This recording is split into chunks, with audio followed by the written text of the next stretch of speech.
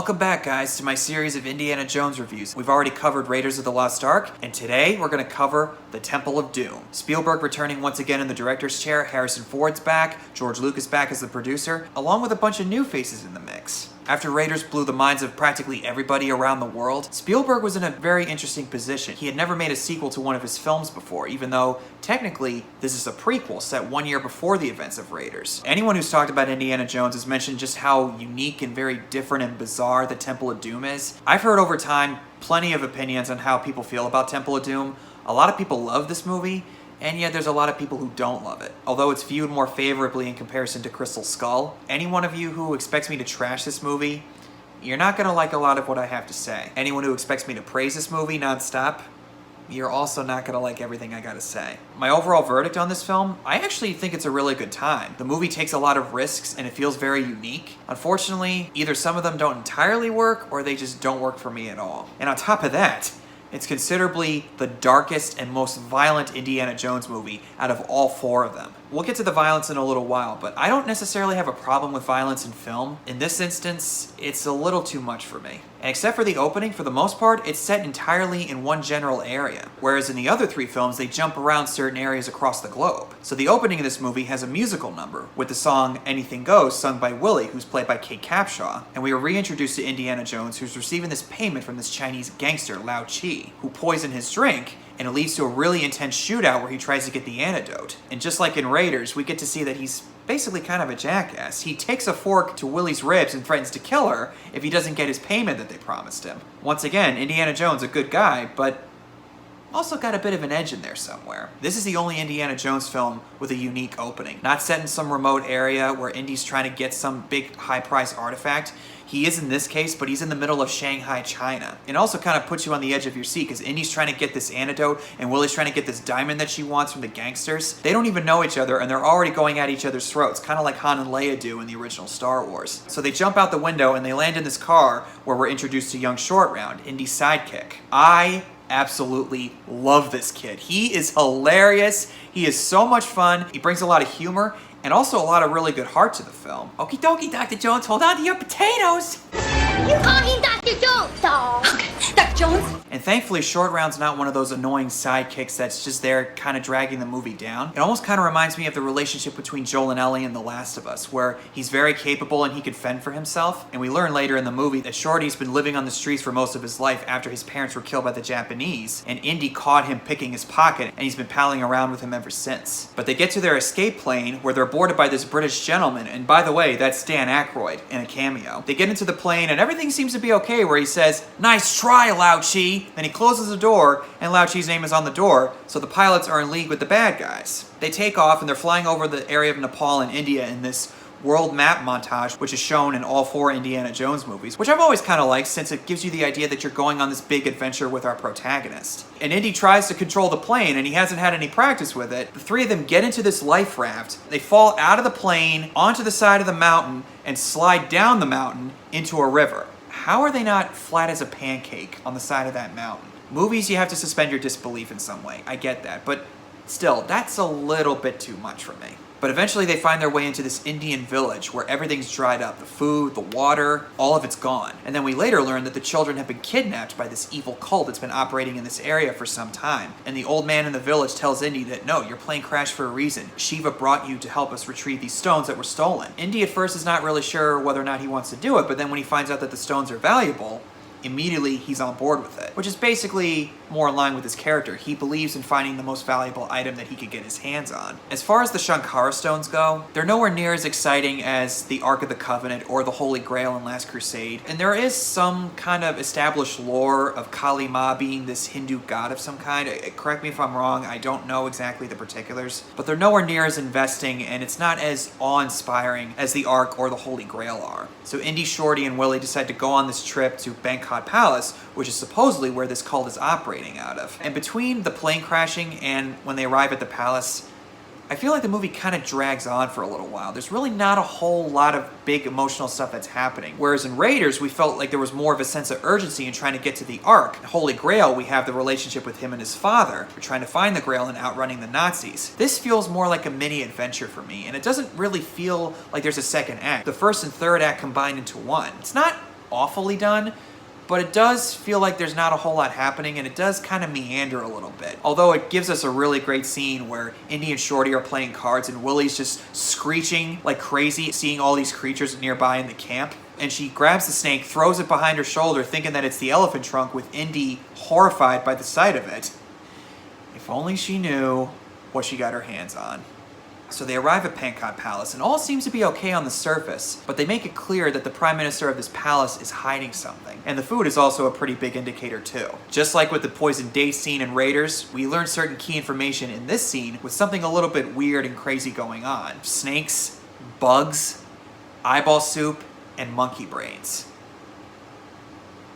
I think I'm gonna be sick.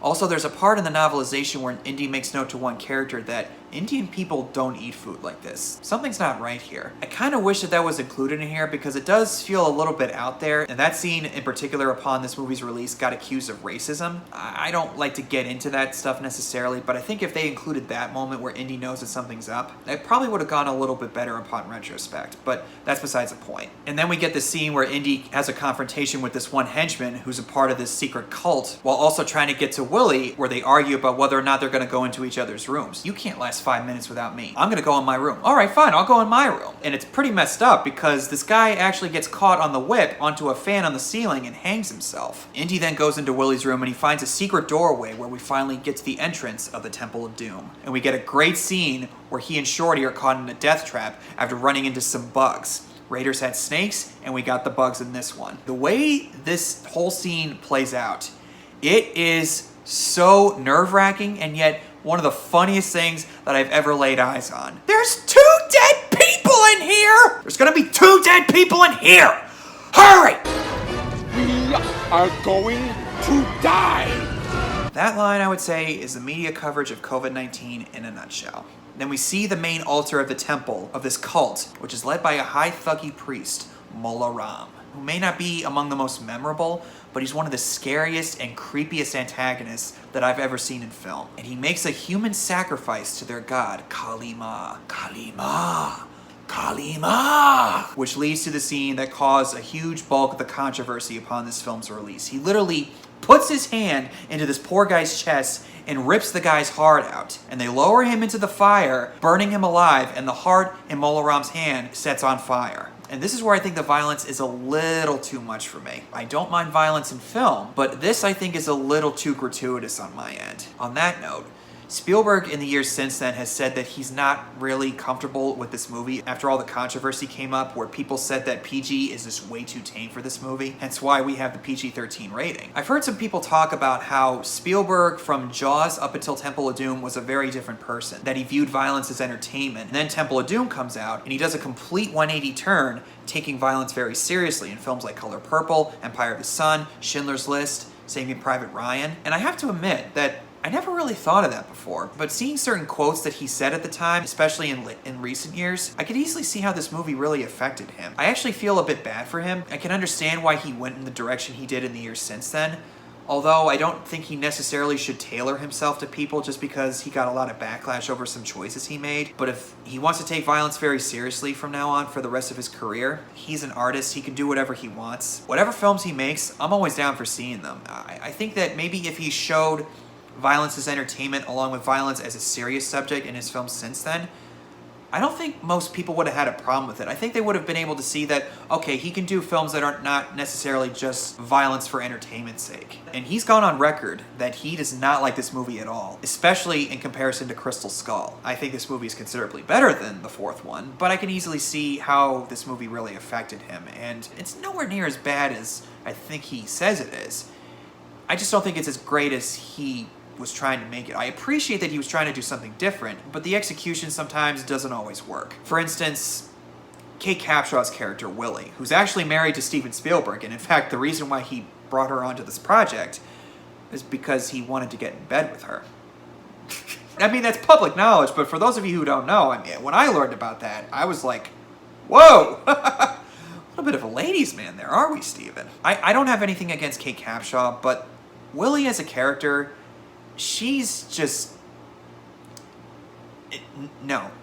The fish out of water stuff and her basically there to just flail around and scream, after a while, it's just too much for me. In fact, this moment for me basically is the summation of what her character's supposed to be. And there's no character to her at all.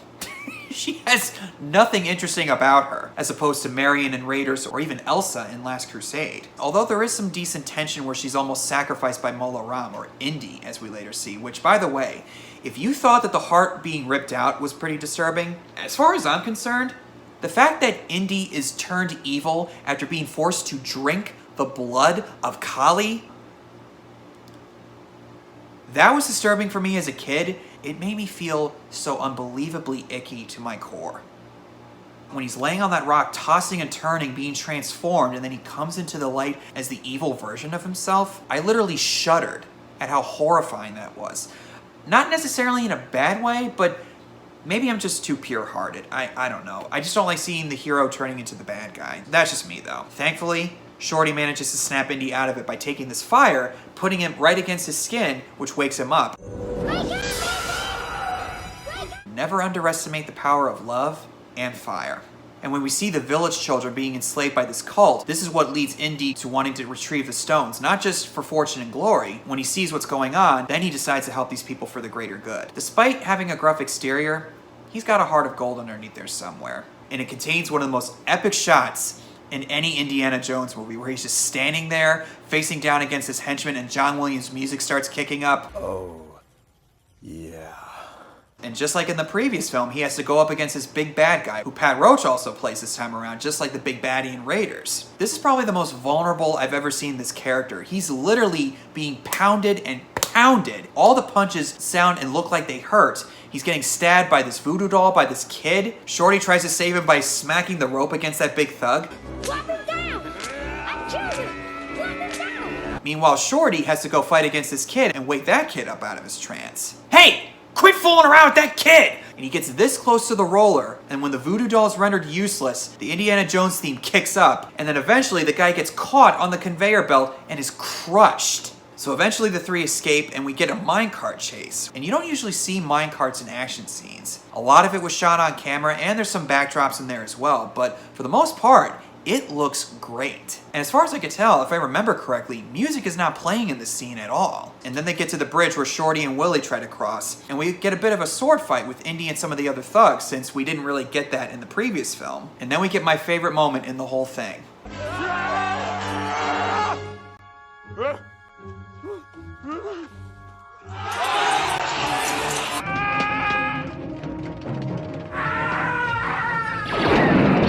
Anybody notice the patterns? So they eventually get cornered on the bridge by Mola Ram and his thugs, and Indy decides to take the sword and slam it onto the rope bridge, causing the bridge to collapse. Guy's officially out of his mind. Mola Ram, prepare to meet Kali in hell. Indy, Shorty, and Willie are trying to climb up the bridge along the cliff. Mola Ram tries to rip Indy's heart out, but barely manages to stop him, while all of Mola Ram's thugs are falling into the river below, getting eaten by alligators or crocodiles or whatever. No blood, but just the thought of that happening, it's like, oh my god, the stones are mine! You betrayed Shiva. Shiva ke Vidashwas Kandeo. You betrayed Shiva! This was Disney! This was Disney! This was Disney! Indy and the rest of the gang arrive at the village along with the village children and return the stone to the village elder. And there's a romantic moment with Indy and Willie and basically a happy ending. Very funny. Very funny. Oh yeah, a few other things I forgot to cover. John Williams' music, as usual, is great. The classic theme and the music in the climax of the movie, it's all good stuff. But the music that we hear in the human sacrifice scene, the evil undertone with the chanting, it's haunting. And this is probably one of John Williams' most underrated pieces of music. Because usually when you hear John Williams music, you tend to think of Star Wars, Jurassic Park, something heroic and awe-inspiring and whimsical. Almost kind of reminds me of the evil undertones that he's composed for Star Wars, kind of like Rise of Skywalker or Phantom Menace with the Duel of Fates theme. And also the cinematography, once again by Douglas Slocum, It's beautiful, and it literally makes the movie feel like you're actually in a real place, just like in the first film and later on in the third film. In conclusion, Temple of Doom, definitely the worst of the original three for me, but I don't think it's anywhere near as bad as some people have said it is, and I think Spielberg shouldn't really be so hard on this movie. I think it's a bit better than he's given it credit for. A slight step down for the franchise, but I still think it's a really fun time, and it has enough moments and aspects in there for me where I go, okay, alright. And if it wasn't for Short Round, I probably wouldn't view this film as highly as I do in certain ways. And I'm sure all of you know that kid was also in The Goonies, but I'll always think of him as Short Round from Temple of Doom. I don't love Temple of Doom necessarily, but I don't think it's as bad as some people might have claimed at one point in time. I know I'm not the only person to say this, but I much prefer this over Kingdom of the Crystal Skull. Not a surprise, but it's true. Those are my thoughts on Temple of Doom. What are your guys' thoughts on the movie? Tell me in the comments below. Love it, like it, think it's alright, or do you hate it? Whatever the case is, feel free to share your thoughts with me, and I'll see you all in the next video.